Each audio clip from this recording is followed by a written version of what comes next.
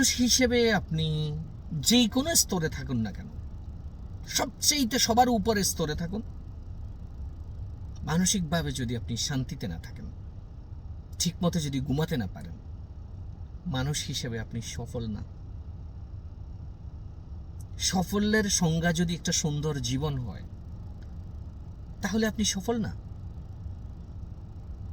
একটা মানুষ হতে পারে সে সবজি বিক্রেতা, একটা ব্যান চালক, বা একজন রিক্সা ড্রাইভার, অথবা একজন ফেরিওয়ালা, কিন্তু জীবনে তার শান্তি আছে, সে ঠিকমতো ঘুমাতে পারে, কোনো ধরনের মানসিক চাপ নাই। সত্যিকারের সফল মানুষ হলো সেই মানুষ। সাফল্যের সংজ্ঞা যদি হয় সুখ, শান্তি, তাহলে সে সফল মানুষ। যে মানুষটা শীর্ষে আছে, সবার উপরে আছে, সবচেয়ে ধনী পয়সাওয়ালা, কিন্তু মানসিকভাবে শান্তিতে নেই, ভালো নেই, সে ব্যর্থ একটা মানুষ। জীবন যুদ্ধে সে ব্যর্থ, পরাজিত একজন মানুষ।